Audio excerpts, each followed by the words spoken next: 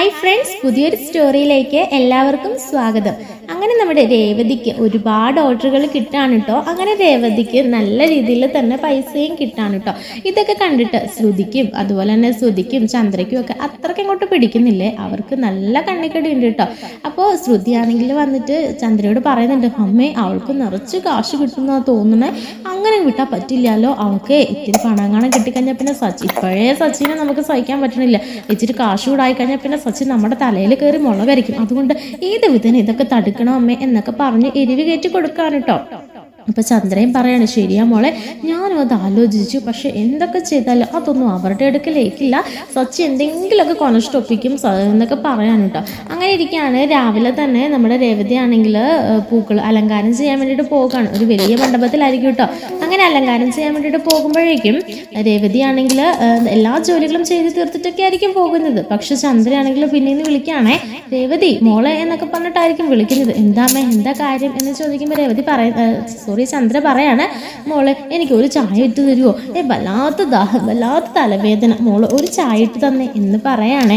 ഈ സമയത്ത് രവീന്ദ്രൻ പറയുന്നുണ്ട്, എൻ്റെ ചന്ദ്രേ, നിനക്ക് ഇച്ചിരി ചായ ഇട്ട് കുടിച്ചാൽ എന്താ കുഴപ്പം, മോൾ എല്ലാ പണിയും തീർത്തിട്ട് പോകുമല്ലേ, ഇപ്പൊ തന്നെ എന്തോ ഒരു ഓർഡറൊക്കെ ചെയ്യാനുള്ള, അത് ഇന്ന ഒരു ദിവസം കൊണ്ട് അത് ചെയ്ത് തീർക്കാൻ പറ്റുന്ന, അപ്പോൾ അവൾ പോട്ടെ എന്ന് പറയുമ്പോഴത്തേനും ചന്ദ്ര പറയുന്നുണ്ട്, എൻ്റെ ഏട്ടാ എനിക്ക് നല്ല തലവേദനയുണ്ട്, അതുകൊണ്ടല്ലേ ഈ പറയുന്നത് എന്നൊക്കെ പറയുമ്പോഴത്തേക്കിനും രവീന്ദ്രൻ പറയുന്നുണ്ട്, നിന്റെ തലവേദന എന്തുകൊണ്ടാന്നൊക്കെ എനിക്കറിയാം, ഇത്രയും നേരം നിനക്ക് ഒരു കുഴപ്പമില്ലായിരുന്നല്ലോ, ഇപ്പം എങ്ങനെ പെട്ടെന്ന് തലവേദന വന്നത് എന്ന് ചോദിക്കുമ്പോഴത്തേക്കിനും നമ്മുടെ ചന്ദ്ര പറയുന്നുണ്ട്, തലവേദനയൊക്കെ നേരത്തെ മുൻകൂട്ടി പറഞ്ഞിട്ടാണ് പറഞ്ഞത്, പെട്ടെന്ന് ഇരുന്നപ്പോൾ ഒരു തലവേദന, അതാ എന്താ രേവതി എന്തെങ്കിലുമൊക്കെ ചുക്ക് കാപ്പിയൊക്കെ ഇട്ട് വന്നത് പെട്ടെന്ന് അങ്ങ് മാറും, പെട്ടെന്ന് ഭേദമാകും, അതുകൊണ്ടല്ലേ രേവതിയോട് പറഞ്ഞത്, എനിക്ക് അതൊന്നും ഇടാൻ അറിയാത്തതുകൊണ്ടല്ലേ എന്നൊക്കെ പറയാനിട്ടോ. ഉടനെ രേവതി പറഞ്ഞിട്ടുണ്ട്, അച്ഛാ സാരില്ല, ഞാൻ പെട്ടെന്ന് തന്നെ ഉണ്ടാക്കിക്കൊള്ളാം, 5 മിനിറ്റ് മതിയല്ലോ, എന്നിട്ട് ഞാൻ പൊയ്ക്കോളാം അച്ഛാ എന്നൊക്കെ പറഞ്ഞിട്ട് രേവതി ആണെങ്കിൽ ആ ചുക്ക് കാപ്പിയൊക്കെ ഉണ്ടാക്കുകയാണേ. ഇതേ സമയത്ത് ചുക്ക് കാപ്പി ഉണ്ടാക്കി കൊടുത്ത ശേഷം പറയാണ്, എനിക്ക് നല്ല മുട്ടിന് വേദനയുണ്ട് മോളെ, ഈ മുട്ടും കൂടെ ഒന്ന് തിരിഞ്ഞു തന്നിട്ട് പോകാവുള്ളേ എന്ന് പറയുമ്പോൾ രേവതി പറയുന്നുണ്ട്, ഇത്രയും നേരം അമ്മയ്ക്ക് തലവേദന മാത്രമല്ലേ ഉള്ളായിരുന്നു, പെട്ടെന്ന് എങ്ങനെ അച്ഛൻ ചോദിച്ചു പോലെ ഈ മുട്ടുവേദനയും വന്നത്, എനിക്ക് പോയിട്ട് കുറച്ച് ജോലികളുണ്ടമ്മേ എന്ന് പറയുമ്പോൾ, എൻ്റെ പൊന്നു മോളെ ഇവിടെ ആരും ഇല്ല, എന്താ ശ്രുതിയോ അല്ലെങ്കിൽ വർഷം ആരും ഇല്ലല്ലോ, മോളൊന്ന് തിരുമ്പി തന്നിട്ട് പൊയ്ക്കോ, ഇനി ഞാൻ നിന്നോടൊന്നും പറയില്ല എന്നൊക്കെ പറയാനിട്ടോ. അങ്ങനെ രേവതി നിവർത്തികേട് കൊണ്ട് എന്താ നമ്മുടെ ചന്ദ്രയുടെ കാലും കൂടെ ഒന്ന് തിരുമ്പി കൊടുക്കാൻ കേട്ടോ. അപ്പോൾ രവീന്ദ്രൻ അവിടേക്ക് പറഞ്ഞിട്ടുണ്ട്, ഇതെന്താ തലയിലെ വേദന കാലിലോട്ട് മാറിയോ എന്ന് ചോദിക്കാൻ കേട്ടോ. അപ്പോൾ നമ്മുടെ ചന്ദ്ര പറയുന്നുണ്ട്, അത് പിന്നെ അപ്പോൾ ചന്ദ്ര പറയുന്നുണ്ട്, എന്താണെന്നറിയില്ല, എനിക്കാണെങ്കിൽ കാലെല്ലാം വേദന എടുക്കുന്നു, ശ്രുതിയോ വർഷമൊക്കെ ഉണ്ടായിരുന്നേ പറയായിരുന്നു അവരോട്, അവരും ഇല്ലല്ലോ, അപ്പോൾ പിന്നെ നമ്മുടെ മരുമകളായ രേവതി മാത്രമല്ലേ ഇവിടെ ഉള്ളൂ, അതുകൊണ്ടാണ് രേവതിയോട് പറഞ്ഞത്. അപ്പോൾ രവീന്ദ്രൻ ചോദിക്കുന്നുണ്ട്, ഇക്കാര്യത്തിൽ നിനക്ക് നിന്റെ മരുമകളായിട്ട് രേവതിനെ അംഗീകരിക്കാമല്ലേ എന്നൊക്കെ പറയാൻ കേട്ടോ. അങ്ങനെ പിന്നെ കലഹം മൂർച്ഛിച്ച് കഴിയുമ്പോഴത്തേക്കിനും ചന്ദ്ര പറയുന്നുണ്ട്, എന്നാൽ എനിക്ക് കാലൊന്നും തിരുമ്പി തരണം, നീ നിന്റെ കച്ചവടത്തിന് വേണ്ടിയിട്ട് പോയിക്കോ, എന്നിട്ട് നീ മല മറിച്ചും കൊണ്ടല്ലേ ഇങ്ങോട്ടേക്ക് പറഞ്ഞത്, ഞാൻ ഇവിടെ കിടന്ന് ചത്തോളം എന്നൊക്കെ പറയുമ്പോൾ രേവതി പറയുന്നുണ്ട്, എൻ്റെ പൊന്നമ്മ ഇല്ല സാരില്ല, ഞാൻ ചെയ്തോളാം, നീ രാത്രി ആയാലും വർക്ക് തീരില്ല എന്ന് എനിക്ക് മനസ്സിലായി, എന്തായാലും ഞാൻ അമ്മയ്ക്ക് വേണ്ടെല്ലാം ചെയ്ത് തന്നിട്ടേ പോകുന്നുള്ളൂ എന്ന് പറഞ്ഞിട്ട് രേവതി ആണെങ്കിൽ കാലൊക്കെ നന്നായിട്ട് തിരുമ്മി കൊടുക്കാൻ കേട്ടോ. ഇതേ സമയത്ത് രവീന്ദ്രൻ അതൊന്നും അത്രയ്ക്ക് പിടിക്കണില്ല. രവീന്ദ്രൻ എന്നിട്ട് കയറി പോകുകയാണേ. ശേഷം കാണിക്കാൻ ചന്ദ്രയുടെ മനസ്സ് മുഴുവൻ ദുഷ്ടചിന്തകളാണല്ലോ. ചന്ദ്ര ഇങ്ങനെ ആലോചിക്കുന്നുണ്ട്, രേവതി ഇങ്ങനെ മുഖമൊക്കെ ഇങ്ങനെ ചുളിപ്പിച്ച് കാലൊക്കെ തിരുമ്പുമ്പോൾ ചന്ദ്രയ്ക്ക് ഒരുപാട് സന്തോഷമാണ്. ചന്ദ്രൻ മനസ്സിൽ ഇങ്ങനെ ചിരിക്കുകയാണ്. എന്നിട്ട് പറഞ്ഞു, നിന്നെ ഞാൻ വിടാടി, സമയത്ത് നിന്നെ ഞാൻ വിടുന്നുണ്ട്, എന്നിട്ട് ഇന്നൊരു പാതിരാത്രി മുഴുവൻ നീ അവിടെ വർക്ക് ചെയ്യുന്നാലും നിന്റെ ഒന്നും തീരില്ലാടി എന്നൊക്കെ മനസ്സിൽ ഇങ്ങനെ പറഞ്ഞുകൊണ്ടിരിക്കുകയായിരിക്കും കേട്ടോ. അങ്ങനെ പിന്നീട് കാണിക്കുന്നത് എന്താണെന്ന് വെച്ച് കഴിഞ്ഞാൽ സച്ചി വിളിക്കുകയാണ്, സച്ചി രേവതിയോട് വിളിക്കുകയാണ്. അപ്പോൾ രേവതി ഫോൺ എടുക്കുന്നുണ്ട് കേട്ടോ. എന്നിട്ട് സച്ചി ചോദിക്കുകയാണ്, എന്താ രേവതി നീ ഇത്ര നേരമായിട്ട് ഇറങ്ങിയില്ലേ, ആ മണ്ഡപത്തിൽ നിന്ന് അവരെന്നെ വിളിച്ചല്ലോ, നീ വന്നില്ല, വർക്കൊന്നും തുടങ്ങിയില്ല എന്നൊക്കെ പറഞ്ഞിട്ട് നീ എന്താ താമസിക്കുന്നത് എന്നൊക്കെ പറയുമ്പോഴത്തേക്കിനും രേവതി പറഞ്ഞിട്ട്, അത് പിന്നെ അമ്മയ്ക്ക് പെട്ടെന്നൊരു കാലുവേദന, ഞാൻ തിരുമ്പി കൊടുക്കുമായിരുന്നു, ഇപ്പോൾ വരാൻ സച്ചിയേട്ടാ, പിന്നെ അമ്മയ്ക്ക് കാലുവേദനയാണെങ്കിൽ അച്ഛനോട് തിരുമ്പി കൊടുക്കാൻ പറഞ്ഞു, നീ ഇങ്ങോട്ട് വാ രേവതി എന്ന് പറയുമ്പോഴത്തേക്കും, എൻ്റെ സച്ചിയേട്ടാ ഞാൻ വരാം, 2 മിനിറ്റ് ഇത് ഇപ്പം കഴിയും, പിന്നെ 2 മിനിറ്റ് എത്ര നേരമായെന്ന് അറിയാമോ, നിന്നോട് നേരത്തെ ഇറങ്ങാൻ പറഞ്ഞതല്ലേ, അവർ വിളിച്ചിട്ട് എന്തൊക്കെയാ പറയുന്നത്, വലിയൊരു ഓർഡർ, അത് നീ മറക്കല്ലേ രേവതി എന്നൊക്കെ പറയാനുണ്ട്. ആ സച്ചിയേട്ടൻ ഞാൻ ഇപ്പം തന്നെ എത്തിയേക്കാന്ന് പറയണേ. അപ്പോൾ രേവതി പറയുന്നുണ്ട്, അമ്മയെ സച്ചിയേട്ടൻ വിളിച്ചു, വേഗം അങ്ങോട്ട് ചെല്ലാൻ പറഞ്ഞു, ഞാൻ പോയിക്കോട്ടെ അമ്മ എന്ന് ചോദിക്കുമ്പോൾ, മോളെ എനിക്ക് നല്ല പെയിൻ ഉണ്ട്, മോൾ ഒച്ചിരി ഒന്ന് തിരുമ്പിത്ത എന്ന് പറയുമ്പോൾ, ഞാനേ പെട്ടെന്ന് വരാം, അല്ലെങ്കിലേ ഇപ്പോൾ വർഷയോ ശ്രുതി ആരെങ്കിലുമൊക്കെ ഇച്ചിരി കഴിയുമ്പോഴത്തേന് വരുമല്ലോ, അവരോടൊന്ന് പറയാമേ, ഞാൻ എന്തായാലും പോകുകയെന്ന് പറഞ്ഞിട്ട് അങ്ങനെ രേവതി പോകുകയാണ് കേട്ടോ. അപ്പോൾ നമ്മുടെ ചന്ദ്രയുടെ പ്ലാനിങ് കുറച്ചൊക്കെ അങ്ങ് പാളിപ്പോയെങ്കിലും കുറച്ച് സമയമൊക്കെ നമ്മുടെ രേവതിക്ക് വൈകിയല്ലോ, ആ ഒരു സന്തോഷത്തിൽ നിൽക്കായിരിക്കും ചന്ദ്ര. പിന്നീട് കാണിക്കുന്നത് രേവതി മണ്ഡപത്തിലേക്കൊക്കെ ചെല്ലുകയാണ് കേട്ടോ. അപ്പം അവിടുത്തെ ആൾക്കാർ രേവതിയെ വഴക്കൊക്കെ പറഞ്ഞിട്ട് എത്ര നേരമായി ഇങ്ങനെയാണോ ഒരു ജോലിയായിട്ടുള്ള ഉത്തരവാദിത്വത്തോടെ ചെയ്യേണ്ടതല്ലേ എന്നൊക്കെ പറഞ്ഞ് വഴക്ക് പറയുമ്പോൾ പെട്ടെന്ന് അവിടേക്ക് സച്ചി എത്തുകയാണേ. എന്നിട്ട് സച്ചി പറയുന്നുണ്ട്, അതിന് സർ പെട്ടെന്നൊരു എമർജൻസി വന്നതുകൊണ്ടാണ് ഞങ്ങളിത് തീർത്ത് തന്നേക്കാം, എന്തായാലും നാളെ ഇന്ന് രാത്രിക്കല്ലേ ഫംഗ്ഷന്, അതിന് മുമ്പ് എന്തായാലും ഇതൊക്കെ പെർഫെക്റ്റ് ആക്കിക്കൊള്ളാം എന്നൊക്കെ പറയാൻ കേട്ടോ. അങ്ങനെ പിന്നെ സച്ചിയും കൂടെ ചേരുകയാണ് കേട്ടോ രേവതിയുടെ കൂട്ടത്തിൽ. അങ്ങനെ പെട്ടെന്ന് തന്നെ അവർ ആ വർക്കുകൾ പൂവിൻ്റെ വർക്കുകളെല്ലാം തന്നെ തീർക്കാൻ കേട്ടോ. അങ്ങനെ ആ വർക്കുകൾക്ക് ഒരുപാട് ഇഷ്ടപ്പെടുകയാണ്. അവർക്ക് ആ ഒരു കസ്റ്റമേഴ്സിന് കേട്ടോ. എന്നിട്ട് അവർ ഒരുപാട് താങ്ക്സ് ഒക്കെ പറയുന്നുണ്ട്. എന്നിട്ട് എന്താ പറഞ്ഞതിലും ഒരുപാട് പൈസയും കൊടുക്കുന്നുണ്ട് കേട്ടോ. അങ്ങനെ സന്തോഷത്തോടെ ആയിരിക്കും കേട്ടോ നമ്മുടെ സച്ചിയും അതുപോലെ തന്നെ രേവതിയും തിരികെ വീട്ടിലേക്ക് എത്തുന്നത്. അപ്പോൾ വീട്ടിലെത്തുമ്പോൾ തന്നെ രവീന്ദ്രൻ ആകെ ടെൻഷനാണ്. കാരണം ഇത് വൈകിയാണല്ലോ രേവതി പോയത്.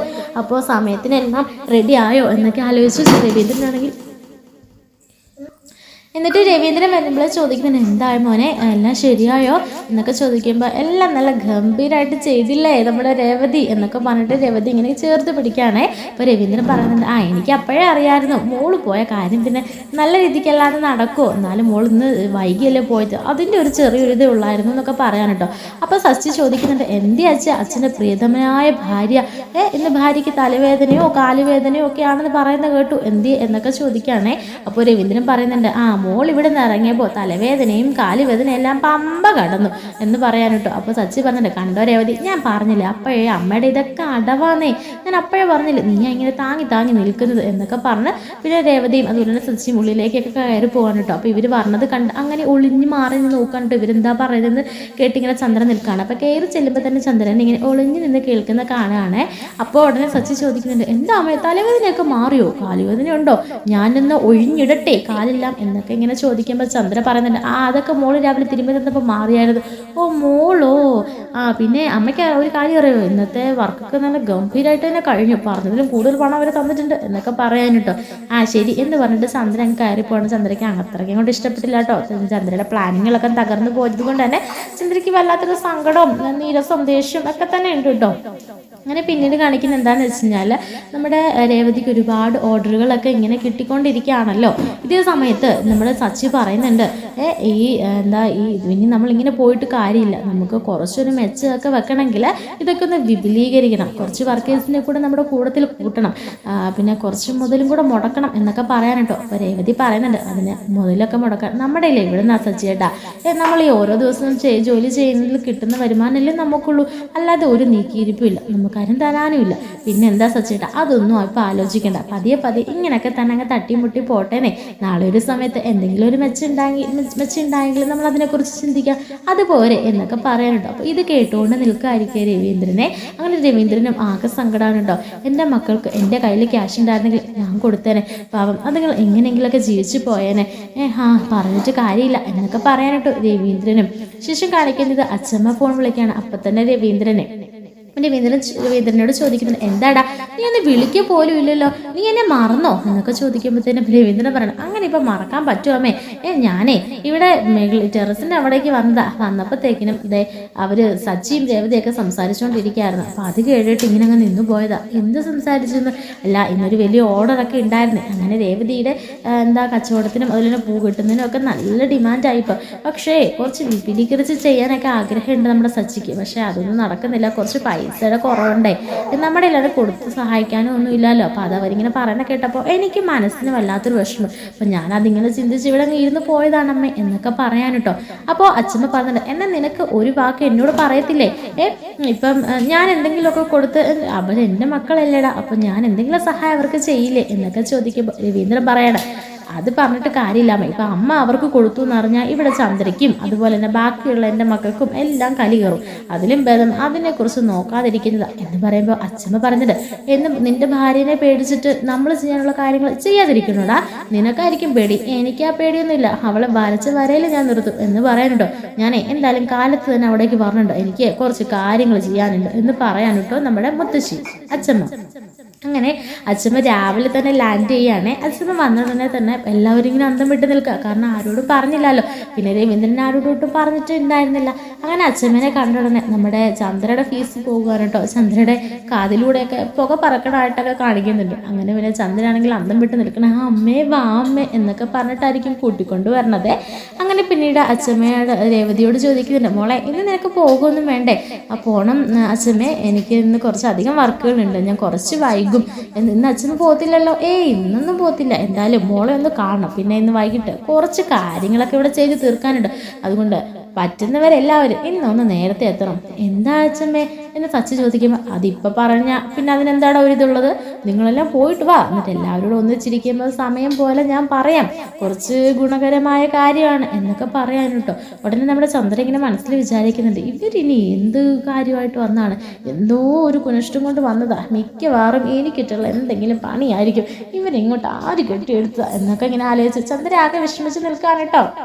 ഈ സമയത്ത് അച്ഛമ്മ ചോദിക്കുന്നുണ്ട്, എന്താ ചന്ദ്ര ആലോചിക്കുന്നത്? വലിയ ചിന്തയിലാണല്ലോ. എൻ്റെ മനസ്സിൽ എന്ത് ചിന്തയാണെന്നാണോ നീ ആലോചിച്ചു കൂട്ടുന്നത്? അല്ലമ്മേ, അതൊന്നുമല്ല. അമ്മ എന്തായിരിക്കും പറയുന്നത്? ചുമ്മാ ഒന്ന് ഞാൻ ചിന്തിച്ചു. നീ ചുമ്മാ ഒന്ന് ചിന്തിക്കണ്ട, ഏതായാലും നിനക്ക് ഗുണമുള്ള കാര്യമൊന്നുമല്ല എന്ന് പറഞ്ഞിട്ട് അച്ഛമ്മ അങ്ങനെ കയറി പോകാൻ കേട്ടോ. അങ്ങനെ പിന്നെ എല്ലാവരും ഓഫീസിലും പിന്നെ കടയിലും പാർലറിലും ഒക്കെ ആയിട്ട് എല്ലാവരും അങ്ങ് പോകാൻ കേട്ടോ. നമ്മുടെ രേവതി ആണെങ്കിലും പൂ കെട്ടാനും ഒക്കെ ആയിട്ട് അങ്ങ് പോകുകയാണേ. പിന്നീട് വൈകുന്നേരം ആകുമ്പോഴത്തേക്കിനും എല്ലാവരും എത്തുന്നുണ്ട് കേട്ടോ. ഇതേ സമയത്ത് രവീന്ദ്രൻ പറഞ്ഞിട്ടുണ്ട്, എന്താ അമ്മ പറയാനൊക്കെ ഉദ്ദേശിച്ച കാര്യം? അത് അമ്മയ്ക്ക് എന്നോട് പറയത്തില്ലേ എന്ന് ചോദിക്കുമ്പോൾ അച്ഛമ്മ പറയുന്നുണ്ട്, ഇത്രയും ക്ഷമിച്ചില്ലേ, ഇനി ഒരു 10-20 മിനിറ്റ് ക്ഷമിക്കാൻ നിനക്ക് ഇത്ര വലിയ താമസ? രേവതിയും കൂടെ വന്നോട്ടെ, രേവതിയെ സച്ചി എത്തില്ലല്ലോ, ബാക്കിയുള്ളവരെല്ലാം എത്തിയുള്ളൂ എന്ന് പറയുമ്പോഴത്തേക്കിനും ചന്ദ്ര ഇങ്ങോട്ടേക്ക് പറഞ്ഞിട്ടുണ്ട്. എന്നിട്ട് ചന്ദ്ര പറയുന്നുണ്ട്, അമ്മേ അവരെപ്പോഴെങ്കിലും ഒക്കെയാ വരുന്നത്, അമ്മയ്ക്ക് പറയാനുള്ള കാര്യങ്ങൾ പറ, ബാക്കി 4 മക്കളും ഇവിടെ ഉണ്ടല്ലോ എന്ന് പറയുമ്പോഴത്തേനും, എനിക്ക് 4 മക്കൾ മാത്രമല്ല ഇനി 2 കൂടെ ഉണ്ട്, അതും കൂടെ വന്നു കഴിഞ്ഞിട്ടേ ഞാൻ പറയുന്നുള്ളൂ, നിന്നെ പോലെ കലവും ചട്ടിയായിട്ട് തിരിച്ച് കാണേണ്ട ഗതികളൊന്നും എനിക്കില്ല, എൻ്റെ മക്കളെ എല്ലാത്തിനും ഞാൻ ഒരുപോലെയാണ് കാണുന്നത് എന്ന് പറയാൻ കേട്ടോ. പിന്നെ ചന്ദ്ര ഒന്നും മിണ്ടുന്നില്ലേ. അപ്പോഴേക്കും നമ്മുടെ രേവതിയും സച്ചിയും അവിടേക്ക് എത്തിക്കഴിഞ്ഞിട്ടോ. ഈ സമയത്ത് അച്ഛമ്മ പറയുന്നുണ്ട്, നിങ്ങളെ കാത്തായിരുന്നു, എന്താ ഇത്ര വൈകിയത്? അത് പിന്നെ അച്ഛമ്മ കുറച്ച് വർക്കുകൾ പെൻഡിങ് ഉണ്ടായിരുന്നു, അതെല്ലാം ചെയ്ത് കഴിഞ്ഞപ്പോൾ ഇത്രയും സമയമായി. പിന്നെ സച്ചിയേട്ടനും ഡ്യൂട്ടി ഉണ്ടായിരുന്നു, സച്ചിയേട്ടനും ഒരു സവാരി ഉണ്ടായിരുന്നു, അത് കഴിഞ്ഞിട്ട് വന്ന് എന്നെ പിക്ക് ചെയ്യാന്നാണ് പറഞ്ഞത്. വന്നപ്പോഴത്തേനും താമസിച്ചു, അതാ കാത്തിരിഞ്ഞ് മുഷിഞ്ഞു. അച്ഛമ്മ ഫുഡ് കഴിച്ചോ? ഫുഡ് കഴിക്കാനോ? ഞാനോ? നിങ്ങൾ വന്നിട്ടല്ലേ ഞങ്ങൾ കഴിക്കുള്ളൂ. പിന്നെ ഞാൻ രാവിലെ പറഞ്ഞ കാര്യം മറന്നു പോയായിരുന്നോ? ഒരു പ്രധാനപ്പെട്ട കാര്യം പറയണമെന്നുണ്ട്. അച്ഛമ്മേ, അത് പെട്ടെന്ന് അങ്ങ് വിട്ടുപോയി അച്ഛൻ. അങ്ങനെ വിട്ടുപോകേണ്ട കാര്യമാണോ? അത് പിന്നെ അച്ഛമ്മ കാര്യമൊന്നും കൃത്യമായിട്ട് പറഞ്ഞില്ലല്ലോ, ഞങ്ങളോട് അച്ഛമ്മക്ക് നേരത്തെ ഒന്നും പറയത്തില്ല, ഇങ്ങനെ സസ്പെൻസ് വെച്ചുകൊണ്ടിരിക്കേണ്ട കാര്യമുണ്ടോ എന്നൊക്കെ ഇങ്ങനെ ചോദിക്കാനുണ്ടോ. സച്ചി, എടാ ഞാൻ പറയാൻ പോവാം, എല്ലാവരും ഇവിടെ വന്നിരിക്കുക എന്ന് പറഞ്ഞിട്ട് അച്ഛമ്മ മുറിയിലേക്ക് പോകുകയാണേ. അപ്പോൾ ചന്ദ്രൻ ഇങ്ങനെ ആലോചിക്കുന്നുണ്ട്, ഇവരെന്തിനാ ഇപ്പോൾ മുറിയിലേക്ക് പോകുന്നത് എന്നിങ്ങനെ ആലോചിക്കുമ്പോഴായിരിക്കും ഒരു വലിയ പെട്ടിയും കൊണ്ടായിരിക്കും കേട്ടോ പറഞ്ഞത്. അപ്പോൾ ചന്ദ്രയും അതുപോലെ തന്നെ ശ്രുതിയൊക്കെ ഇങ്ങനെ അന്തം വിട്ട് നിൽക്കുകയാണേ. എന്നിട്ട് നമ്മുടെ അച്ഛമ്മയാണെങ്കിൽ ആ പെട്ടിയുമായിട്ട് അവിടെ വന്ന് ഇരിക്കാനുണ്ടോ. ഇതെന്താണെന്ന് മനസ്സിലായോ? അപ്പോൾ എല്ലാവരും ഇല്ല എന്താ? അപ്പോൾ ചന്ദ്ര പറഞ്ഞിട്ട്, ഇത് പാരമ്പര്യ സ്വത്തല്ലേ അമ്മേ? അപ്പോൾ ചന്ദ്ര പറയുന്നുണ്ട്, അമ്മേ ഇത് നമ്മുടെ പാരമ്പര്യ സ്വത്തല്ലേ? നമ്മുടെ പാരമ്പര്യ സ്വത്ത്? അത് പിന്നെ അമ്മയുടെ പാരമ്പര്യമായിട്ട് കൈമാറി വന്ന സ്വത്തല്ലേന്നാണ് ഞാൻ ഉദ്ദേശിച്ചത്. അത് തന്നെ. അല്ലമ്മേ, ഇപ്പം ഇതെന്തിനാ ഇതും കൊണ്ട് വന്നത്? എനിക്ക് തരാനാണോ? നിനക്ക് തരാനോ? അതെ, അമ്മയുടെ മരുമകൾ ഞാനല്ലേ, ഇനി ഇതൊക്കെ കാത്തു സൂക്ഷിക്കേണ്ടവൾ ഞാനല്ലേ. എൻ്റെ കാലം കഴിയുമ്പോൾ എൻ്റെ മക്കൾക്ക്. ഏത് മക്കൾക്ക്? അത് പിന്നെ ശ്രുതിമോനോ അപ്പോൾ വേറെ ആരും നിന്റെ മക്കളല്ലേ? അല്ലമ്മേ, മൂത്ത മകൻ ആണല്ലോ കൊടുക്കേണ്ടത്, അങ്ങനെ ഞാൻ പറഞ്ഞതാ. അത് പിന്നത്തെ കാര്യമല്ലേ. ഇപ്പോൾ എനിക്ക് തരാനുണ്ടെങ്കിൽ തന്നേക്ക്. എൻ്റെ ചന്ദ്ര, ഇത്രയും പ്രായമായിട്ടും എൻ്റെ ആർത്തിക്ക് ഒരു കുറവുമില്ലല്ലോ. ഇതേ നിനക്ക് തരാനല്ലോ, പിന്നെ ആർക്ക് കൊടുക്കാനാമേ എന്ന് പറയുമ്പോഴേക്കും, അതെ ഞാനതൊക്കെ മനസ്സിൽ കരുതിയിട്ടുണ്ട് എന്ന് പറഞ്ഞിട്ടായിരിക്കും ഇത് പിടിച്ചോണ്ടിരിക്കുകയാണ്. ആ സമയത്ത് സച്ചി, മോനെ ഇനി വന്നേ, രേവതി നീയും കൂടെ വാ. ഇത് കേൾക്കുമ്പോൾ നമ്മുടെ ശ്രുതിക്കും അതുപോലെ തന്നെ ചന്ദ്രയ്ക്കും അങ്ങ് ഇഷ്ടപ്പെടുന്നില്ല കേട്ടോ. അപ്പോൾ നമ്മുടെ രവീന്ദ്രനൊക്കെ ഒരുപാട് സന്തോഷമാകാണ്. രവീന്ദ്രൻ ഇങ്ങനെ ചിരിച്ചുകൊണ്ട് നിൽക്കായിരിക്കും കേട്ടോ. എന്നിട്ട് നമ്മുടെ പറയുന്നുണ്ട്, നമ്മുടെ അച്ഛമ്മ പറയാണ്, എൻ്റെ മക്കള് ഒരുപാട് കഷ്ടപ്പെടുന്നുണ്ട്, അവര് ഇത്രയും ഈ ചെറുപ്രായത്തിൽ തന്നെ എന്തുമാത്രം കഷ്ടപ്പെടുന്നുണ്ട്. അപ്പോൾ അവരുടെ കഷ്ടപ്പാട് കണ്ടിട്ട് എന്നാലാവേണ്ട സഹായം ഞാൻ ചെയ്ത് കൊടുക്കണ്ടേ? ഇവിടെ ചന്ദ്രയോ അല്ലെങ്കിൽ അവൻ്റെ ഏട്ടൻ എന്ന് പറയുന്നവന്മാരോ അവർക്ക് വേണ്ടിയിട്ട് ഒന്നും ചെയ്യുന്നില്ല, ഒരു സഹായം പോലും ചെയ്യുന്നില്ല. എല്ലാം ഉണ്ടായിട്ടും ഒന്നും ഒന്നുമില്ലാത്തവരെ പോലെ അവരിവിടെ ജീവിക്കുന്നത്. അതുകൊണ്ട് ഇവിടെയുള്ള ആരും തന്നെ അതിനൊന്നും മനസ്സ് വെക്കുന്നില്ല. അതുകൊണ്ട് ഞാൻ തീരുമാനിച്ചു, എന്തായാലും ഇത് ചന്ദ്രയ്ക്ക് കൈമാറേണ്ടതായ പെട്ടിയായിരുന്നു, സ്വത്തായിരുന്നു. അതിനി ഞാനാണെങ്കിൽ രേവതിക്ക് കൊടുക്കാൻ വേണ്ടി തീരുമാനിച്ചു. അത് കേൾക്കുമ്പോൾ നമ്മുടെ ചന്ദ്രയ്ക്ക് സഹിക്കണില്ലേ. ഉടനെ ചന്ദ്ര പറയുന്നുണ്ട്, അമ്മേ ഞാൻ എവിടുന്നേലും പൈസ ഒപ്പിച്ച് ഞാൻ അവർക്ക് കുറച്ച് പൈസ കൊടുക്കാം, 50,000 1 ലക്ഷം ഒക്കെ എന്നും പറഞ്ഞിട്ട് അമ്മ ഈ ഇത് മൊത്തം അവർക്ക് കൊടുക്കല്ലേ, അത് അർഹതപ്പെട്ടവർക്കല്ലേ കൊടുക്കേണ്ടത്, അത് കൈമാറി വരേണ്ട സ്വത്തല്ലേ, പാരമ്പര്യ സ്വത്ത് എന്ന് പറഞ്ഞാൽ അത് എനിക്ക് വന്നു ചേരേണ്ടതല്ലേ എന്നൊക്കെ പറയുമ്പോൾ അച്ഛമ്മ പറയുന്നുണ്ട്, ഇത്രയും കാലം മക്കൾ ഇവിടെ താമസിച്ചപ്പോൾ നിനക്ക് അതൊക്കെ തോന്നിയോ? അവരുടെ കയ്യിൽ എന്തെങ്കിലും ഉണ്ടോ എന്ന് നിങ്ങൾ ചോദിച്ചിട്ടുണ്ടോ? എപ്പോഴും അവരുടെ ഇല്ലായ്മയെ കുറിച്ചല്ലേ നിങ്ങൾ പറഞ്ഞിട്ടുള്ളൂ. അവർക്ക് വലിയ ഓർഡറൊക്കെ ഈ കഴിഞ്ഞിടയ്ക്ക് കിട്ടേണ്ടതായിരുന്നു, അതൊക്കെ പൈസ ഇല്ലാത്തത് കൊണ്ടൊക്കെ മാറിപ്പോയതൊക്കെ ഞാൻ അറിഞ്ഞു, എല്ലാം രവീന്ദ്രൻ എന്നോട് പറഞ്ഞായിരുന്നു എന്ന് പറയുമ്പോഴേക്കും രവീന്ദ്രനെ രൂക്ഷിച്ചു നോക്കുന്നുണ്ട് കേട്ടോ നമ്മുടെ ചന്ദ്ര. അങ്ങനെ ഇരിക്കുകയാണ് മുത്തശ്ശി അച്ഛമ്മ പറയുന്നത്. അതുകൊണ്ട് ഞാൻ തീരുമാനിച്ചു, ഈ പാരമ്പര്യ സ്വത്ത് വെച്ചിട്ട് എനിക്ക് എന്നാ ചെയ്യാനാ, പാരമ്പര്യമായിട്ട് കൈമാറിയിട്ട് എന്നാ ചെയ്യാനാ, വീട്ടില് സ്വർണം വെച്ചിട്ട് നമ്മൾ നാട്ടിൽ തേടി നടപ്പൂന്നൊക്കെ പണ്ട് മോഹൻലാലിന്റെ ഒരു പരസ്യം ഉണ്ടായിരുന്നു എന്ന് പറയുന്ന പോലെ ഇരുന്നിട്ടൊന്നും കാര്യമില്ല. ഇതുകൊണ്ട് അവരെന്തെങ്കിലും ചെയ്യുന്നെങ്കിലും ചെയ്യട്ടെ, അവര് കോടീശ്വരന്മാരാകുമോ അവരുടെ ജീവിത നിലവാരം മെച്ചപ്പെടുത്തുകയോ ഒക്കെ ചെയ്യട്ടേന്നേ. അപ്പോൾ ശ്രുതി പറയുന്നുണ്ട്, അതെന്താ അച്ഛമ്മേ അങ്ങനെ? ഈ എല്ലാവർക്കും ഒരേ രീതിയിൽ അവകാശപ്പെട്ടതല്ലേ പാരമ്പര്യമായിട്ടുള്ള സ്വത്തൊക്കെ, അപ്പോൾ അതെല്ലാവർക്കും ഒരുപോലെ വിധിച്ചു കൊടുക്കണം, അല്ലാതെ അച്ഛമ്മക്ക് ഇഷ്ടപ്പെട്ടവർക്ക് മാത്രമല്ല കൊടുക്കേണ്ടത്. ഉടനെ ശ്രുതിയും അതുപോലെ തന്നെ ചന്ദ്രയൊക്കെ തലയാട്ടുന്നുണ്ട്. ഈ സമയത്ത് അച്ഛമ്മ പറയുന്നുണ്ട്, അതെ ഇത് പാരമ്പര്യ സ്വത്തും പാരമ്പര്യമായിട്ട് കൈമാറുന്ന സ്വത്തും ഒന്നുമല്ല, ഇത് എൻ്റെ അച്ഛനും അമ്മയും എനിക്ക് തന്ന സ്വത്താ, എനിക്ക് തന്ന ആഭരണങ്ങളാ. അതിൽ ഒരു നയാ ഇതുപോലും ഞാൻ എടുത്ത് വിട്ടിട്ടോ തൊലച്ചിട്ടോ പണം വെച്ചിട്ടോ ഒന്നുമില്ല. എൻ്റെ ഭർത്താവ്, അതായത് നിന്റെയൊക്കെ മുത്തശ്ശൻ, ഇതിൻ്റെയൊക്കെ അളവ് കൂട്ടിയിട്ടേ ഉള്ളൂ, അല്ലാതെ ഒരു അളവ് പോലും കുറച്ചിട്ടില്ല. അതുകൊണ്ട് ഇത് ആർക്ക് കൊടുക്കണം എന്ന് ഞാൻ തീരുമാനിക്കും, സച്ചിക്കും രേവതിക്കും ഞാനിത് കൊടുക്കാൻ പോകുന്നു എന്ന് പറഞ്ഞിട്ട് മക്കളെ ഇങ്ങനെ നീങ്ങി നിൽക്കുന്നു പറഞ്ഞിട്ട് അത് കൊടുക്കുകയാണേ. ഇപ്പോൾ രേവതിക്കും സച്ചിക്കും ഒന്നും അതത്ര താല്പര്യം ഇല്ല കേട്ടോ. അപ്പൊ രേവതി പറഞ്ഞിട്ട്, വേണ്ട അച്ഛമ്മേ, ഇത് അച്ഛമ്മയുടെ കയ്യിൽ തന്നെ ഭദ്രമായിട്ടിരിക്കട്ടെ, ഇത്രയും സ്വർണ്ണോ പണ്ടോ ഒന്നും ഞങ്ങൾക്ക് വേണ്ട, ഞങ്ങൾ എന്തായാലും ഇത്രയൊക്കെ എത്തിയില്ല അച്ഛമ്മേ, ഇനി അങ്ങോട്ടും ഈശ്വരാനുഗ്രഹം കൊണ്ട് എന്തെങ്കിലുമൊക്കെ ഒരു വഴി ഭഗവാൻ കാണിച്ചു തരുമെന്നേ, അതുകൊണ്ട് ഇതൊക്കെ അച്ഛമ്മയുടെ കയ്യിൽ തന്നെ ഭദ്രമായിട്ടിരിക്കട്ടെ. ഇത്രയും നാളും അച്ഛമ്മയുടെ ഈ അച്ഛനും അമ്മയൊക്കെ തന്ന ഈ സ്വത്തുക്കളെല്ലാം ഇത്രയും നാളും സൂക്ഷിച്ചു വെച്ചില്ലേ, അതുപോലെ തന്നെ ഇതിരിക്കട്ടെ, ഞങ്ങൾക്ക് വേണ്ട എന്ന് പറയാൻ കേട്ടോ. അപ്പോൾ സച്ചിയും പറഞ്ഞിട്ട്, അതെ ഇത് തന്നെ ഞങ്ങളുടെ തീരുമാനം, ഇത് എൻ്റെ അച്ഛമ്മ കുട്ടിയുടെ കയ്യിൽ ഭദ്രമായിട്ടിരിക്കട്ടെ, ഞങ്ങൾക്കുള്ളത് ഇങ്ങനെയൊക്കെ തട്ടിമുട്ടൊക്കെ ഒപ്പിക്കാന്നേ. ഇത് രേവതിക്ക് ഒരുപാട് ഓർഡറുകൾ കിട്ടുന്നുണ്ട്, എന്തായാലും അതിൽ നിന്നൊക്കെയുള്ള ലാഭവും മിച്ചം പിടിച്ചൊക്കെ ഞങ്ങൾ ഒരു വലിയൊരു ബിസിനസ്സായിട്ട് തന്നെ ഇതൊന്ന് ആരംഭിക്കാൻ തീരുമാനിക്കുകയാണ് എന്നൊക്കെ പറയാൻ കേട്ടോ. അച്ഛനെ പറയുന്നുണ്ട്, ഇല്ല ഞാൻ ഇതെല്ലാം തീരുമാനിച്ച് ഉറപ്പിച്ച് തന്നെ കൊണ്ടുവന്ന, അതുകൊണ്ട് ഇത് നിങ്ങൾ വാങ്ങിക്കുക, പിന്നെ അത് വാങ്ങിച്ചിട്ട് നിങ്ങൾ എന്ത് വെച്ചാൽ ചെയ്തോ, അത് വിൽക്കോ അല്ലെങ്കിൽ നിങ്ങൾ സൂക്ഷിച്ച് വയ്ക്കോ എന്താണെന്ന് വെച്ചാൽ ചെയ്തു, പക്ഷെ ഇത് വാങ്ങിക്കണം, അതെൻ്റെ ആഗ്രഹമാണ് എന്നൊക്കെ പറയുമ്പോൾ സച്ചി അനുവദിക്കുന്നില്ല കേട്ടോ. സച്ചി പറയുന്നുണ്ട്, എത്രയൊക്കെ പറയാലും അച്ഛമ്മയുടെ ഒരു മനസ്സുണ്ടല്ലോ, 1 ഗ്രാം പോലും തരാൻ ഇവിടെ ഉള്ളവരാരും തയ്യാറില്ല, അപ്പോൾ ഇത്രയും ഈ സ്വർണം അച്ഛന് ഞങ്ങൾക്ക് വേണ്ടി തരാൻ വേണ്ടി കരുതി വെച്ചില്ല, അത് തന്നെ മതി ഞങ്ങൾക്ക്, ഞങ്ങളുടെ മനസ്സ് നിറയെ, അതുകൊണ്ട് ഇത് അച്ഛമ്മയുടെ കയ്യിൽ ഭദ്രമായിട്ട് ഇരുന്നോട്ടെ എന്ന് പറയാൻ കേട്ടോ. ആ സമയത്തായിരിക്കും അച്ഛമ്മയുടെ കയ്യിൽ കിടക്കണ ഒരു വള അത് ഊരി രേവതിയുടെ കയ്യിലിട്ട് കൊടുക്കുകയാണ്. എന്നിട്ട് പറയുന്നുണ്ട്, ഈ വളയെങ്കിലും വാങ്ങിക്കും, ബാക്കി ആ ഒരു ആഭരണപ്പെട്ടി വാങ്ങിക്കേണ്ട, ഇതെങ്കിലും വാങ്ങിച്ചു, എൻ്റെ ഒരു സന്തോഷത്തിന് ഇത് വാങ്ങിച്ച് നിങ്ങളൊക്കെ എന്താന്ന് വെച്ചാൽ ചെയ്തോ, ഇതേ ചില്ലറ ഇതായിട്ടൊന്നും കാണണ്ട, 8 പവന്റെ വളയാ, പണ്ടേ നിങ്ങളുടെ മുത്തശ്ശൻ എനിക്ക് തന്നതാ, ഞങ്ങളുടെ ആദ്യത്തെ വിവാഹ വാർഷികത്തിന് ഗിഫ്റ്റായിട്ട് തന്നതാ, അതുകൊണ്ട് ഇത് നിങ്ങൾ വെച്ചോ, ഇതൊക്കെ സൂക്ഷിച്ചു വെച്ചിട്ട് എനിക്ക് എന്തോ ചെയ്യാൻ ആവശ്യത്തിനുണ്ട്, നിങ്ങളുടെ മുത്തശ്ശൻ മേടിച്ചെന്നതായിട്ടും അച്ഛനും അമ്മയും മേടിച്ചെന്നതായിട്ടും എല്ലാം ഒന്നും ഞാൻ നശിപ്പിച്ചിട്ടില്ല, അതുകൊണ്ട് മക്കളുടെ ആഗ്രഹം പോലെ നിങ്ങൾ എന്തെങ്കിലുമൊക്കെ ഒന്ന് ഉയർത്തിയൊക്കെ ചെയ്ത് നോക്കുന്നേ, അതുകൊണ്ട് ഇത് വെച്ചിട്ട് എന്തേന്ന് വെച്ചാൽ ചെയ്തു, പിന്നെ എന്ത് പൈസ ആവശ്യം വന്നാലും ഈ അച്ഛമ്മേനെ വിളിക്കാൻ മാർക്കല്ലോ കേട്ടോ, അച്ഛമ്മ എന്താന്ന് വെച്ചാൽ ചെയ്തു തരാം, അച്ഛമ്മ അതിനെ ഒരു കുറച്ചിലായിട്ട് കാണരുത്, നിങ്ങൾ എൻ്റെ മക്കളല്ലേ, മക്കൾക്ക് വേണ്ടി ഞാനല്ലേ സഹായിക്കേണ്ടത് എന്നൊക്കെ പറയാൻ കേട്ടോ. അങ്ങനെ അച്ഛമ്മ പിന്നീട് പിറ്റേന്ന് വെളുപ്പിന് തന്നെ പോകുകയാണേ. ആ സമയത്ത് ചന്ദ്ര ഇങ്ങനെ രാത്രിയിലൊക്കെ ആലോചിക്കുന്നുണ്ട് കേട്ടോ, അതിനകത്ത് കുറച്ച് സ്വർണ്ണം അടിച്ചു മാറ്റുമല്ലോ, എങ്ങനെ അടിച്ചു മാറ്റും, മാത്രമല്ല കണ്ണ് നട്ട് കാത്തിരിക്കുമല്ലേ, പിന്നെ എങ്ങനെ അടിച്ചു മാറ്റും, രേവതി അത് മേടിക്കുകയായിരുന്നെങ്കിൽ രേവതിനെ എങ്ങനെയെങ്കിലും സോപ്പിട്ട് കുറച്ചെങ്കിലും ഒന്ന് അടിച്ചു മാറ്റാമായിരുന്നു, ഇപ്പം അതൊന്നും നടന്നില്ല, ഇനിയിപ്പോൾ എന്താ ചെയ്യുക, ആ തള്ളയാണെങ്കിൽ ഒന്ന് ചാകുകയാണെങ്കിൽ അതെനിക്ക് എടുക്കാമായിരുന്നു, ഇനിയിപ്പോൾ അതൊന്നും നടക്കത്തില്ല, എന്തൊക്കെ പറഞ്ഞാലും ചാകുന്നതിന് മുമ്പ് അവരിത് രേവതിക്ക് കൊണ്ട് കൊടുക്കുകയുള്ളൂ, എത്ര ലക്ഷങ്ങളുടെ സ്വത്താ അത് എന്നൊക്കെ ഇങ്ങനെ ആലോചിച്ച് ഉറക്കളച്ചിരിക്കാനുണ്ടോ നമ്മുടെ ചന്ദ്ര.